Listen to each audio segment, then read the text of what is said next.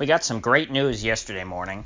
This quite possibly is the best thing that Trump has done as president, and I'm not exactly his biggest fan. So there aren't too many things that I can look at unambiguously and say that was a great thing he did. But this is one of them, and it was when he crossed into the demilitarized zone on the North Korean side and met with their dictator Kim Jong Un. Trump, of course, is now the first president to have ever crossed into North Korea, even if it was just over the border. But the DMZ obviously has been the site of a lot of diplomacy regarding North Korea. It's pretty much where you go if you want to meet with the North Koreans. They have an office. The South Koreans and the North Koreans have a complex there that they run jointly for the sake of trying to speak to each other and have, meaningful dialogue. Now, it hasn't really gotten them. Well, it's gotten them some places, but it hasn't led to a complete end and, say a treaty ending the Korean War. They still consider each other enemies that they are technically at war with. Neither side recognizes the other's legitimacy, although they recognize their existence. Both sides still maintain that they are the rightful rulers of the entire Korean peninsula and seek to liberate the other half from the other government's control. The DMZ is also a place where North Korean defectors try and run south, in which, just recently as a few months ago, there was a North Korean soldier who sprinted across the DMZ into the South Korean side to defect. And because of that, his family was probably, if he had any family, they were put in a gulag for 3 generations. I believe that's the penalty in North Korea. So obviously North Korea is a ghastly, horrible place. It is by far the worst place on earth. So why then is it a good thing, you may ask, that Trump met with their leader and had a very amiable meeting with him? They were smiling and talking, and it was funny. You could hear the translator when Trump first walked up to the border. Kim Jong Un said through his translator, "I never would have expected to meet you here, of all places." And the reason for that is that no U.S. president has ever, well, first of all, no president until Trump, I don't think, ever met with a leader of North Korea. The closest that they came was when Madeleine Albright, the Secretary of State under Bill Clinton, went to North Korea to meet with Kim Jong Il back in the 90s. And that was considered to be an unprecedented diplomatic olive branch. But Trump crossing into North Korea to meet with Kim himself it's great if you think of Kim Jong Un as someone who is holding 25 million people hostage, because that's really what he's doing. Because if you live in North Korea, you're subject to his government's tyranny, and you're not allowed to leave. So you're essentially being held hostage. And so by meeting with Kim Jong Un, Trump essentially is, for the first time, opening the negotiations to release those hostages. Because and of course the D.C. swamp, all of your foreign policy establishment, all of your conservatism Inc. writers at places like, say the Washington Examiner or the Free Beacon, and National Review, and of course all the mainstream newspapers. You have the left-wing foreign policy people who are all very hawkish. They're just furious with Trump, and they're saying, how dare you meet with Kim Jong-un? You're legitimizing him. You're making North Korea seem good. Even, what's his name? There's this real progressive senator from Connecticut. I can't remember his name. It's not Chris Coons. He's from Delaware. It's Chris something, though. And he's normally a foreign policy dove, so I was a little surprised to hear him. But he was saying, essentially all Trump accomplished was helping to legitimize the North Korean government. And I always found that this diplomatic charade of, legitimacy and illegitimacy to be so bizarre and pie in the sky kind of garbage that only someone in Washington would be dumb enough to care about. Because for the people in North Korea, whether or not you recognize their government doesn't matter.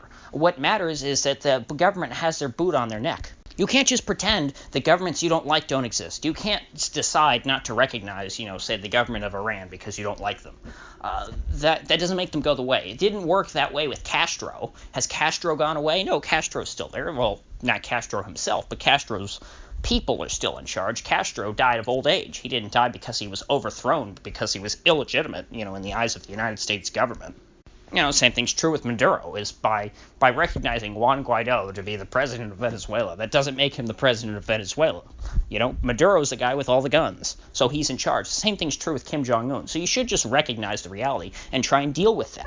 Because until you recognize the existence of North Korea, you can't possibly try and start helping the people who live there under that terrible regime. And in fact, it's what these people fear the most, what the DC establishment foreign policy intelligentsia fears the most. That is what will do the most to help the North Korean people. And that, of course, is basically bringing Kim Jong Un into the fold in the global community of nations, as it were. I think that what Trump is doing right now is analogous to when Nixon went to China. There's that old saying, it took Nixon to go to China, because Nixon was considered to be such a virulent, anti-communist, borderline McCarthyite, that nobody could go and meet with Mao Zedong other than Nixon and not be considered to be some kind of communist sympathizer.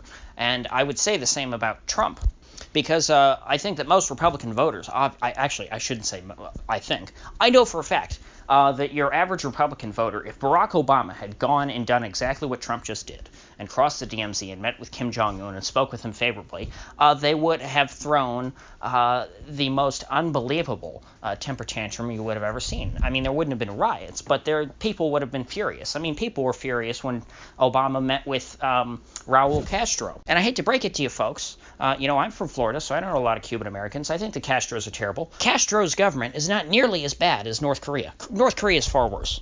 Now, the reason why I think this is analogous to Nixon going to China is that when Nixon went to visit Mao in China, he started the process of opening up China to the rest of the world. And what that allowed for was basically, it allowed the people in China who maybe weren't the biggest fans of Mao, it gave them a bit of an out. They were able to leave. It's a lot easier to get out of China now than it was in 1971. And of course, by opening up China, the standards of living for people in China have gone up exponentially. Even as recent as a few years before Nixon went to China, they were in the middle of the Great Leap Forward, which was a massive campaign of government-sanctioned famine. You had untold tens of millions of people that were starved to death by Mao. And I don't think that anyone in China today, on a mass scale, is in danger of a government-sanctioned starvation campaign. The government in China is very bad, don't get me wrong. It's still very bad, but it's not nearly as bad as North Korea. So if North Korea could get to be the point to where they're only as bad as China, that would be fantastic for the people who live there. The problem is with a lot of your, neoconservative, neoliberal foreign policy ideologues is that they look at the world very much as black and white.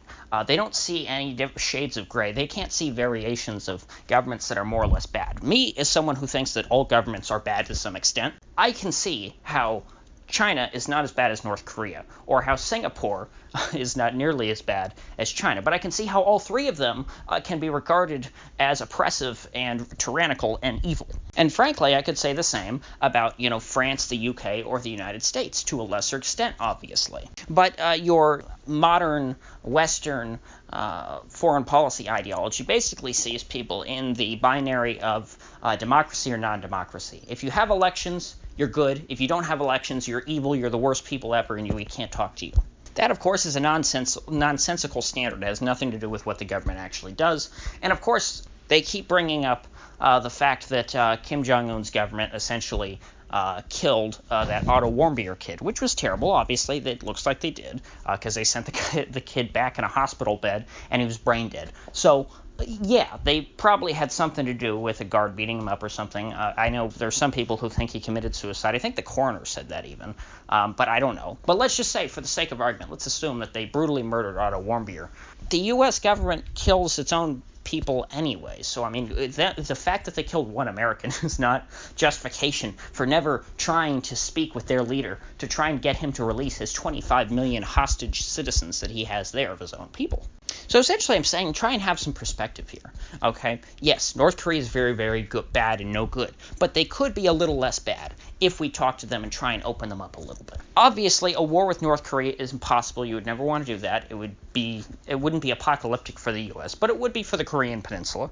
They have all these conventional missiles pointed at Seoul. They would that's a city with tens of millions of people. They would level it in a matter of hours, you would have millions and millions and millions dead. The whole peninsula would be uninhabitable. Of course, North Korea has nukes that they could shoot, not at the U.S. probably, but they could shoot them at Japan. That would be bad. So these people dream of, like as of a war with North Korea, that's not possible. That is apocalyptic kind of stuff. So you're not going to march in there and overthrow this government. But what you can try and make them do is set their weapons down gently, to stop, to get them to not point their guns directly at the people's heads. Sure, they'll still be holding all the guns, but maybe if they don't have them pointed directly at their citizens, then maybe things will be a little better there. Maybe people will actually have food to eat, and they won't have to, trap rats and eat those. Maybe the folks there won't have to survive off of eating tree bark any longer. Because, frankly, I don't care what happens with their stupid nuclear weapons program. I don't think that the Kim regime has any interest in shooting nuclear weapons off at anybody. I think that they want to stay in power domestically. And as, say, Lee Kuan Yew has proven, you can have a family dynasty that rules one of the most prosperous countries in the world. You don't have to, give up. Mr. Kim doesn't have to give up his power, and I hope that that's the case that Trump is making to him, because who cares if, Kim Jong Un is still the dictator in 10 years? What I care about is whether the people there are starving or not, and whether they are, under as terrible of a tyranny as they are now. So if you gained anything of value out of this video, I'd appreciate you clicking that like button and subscribing. And if you do subscribe, please do click the bell, because I do upload every day, and I'd hate to have you miss one. So I'll see you folks back here tomorrow.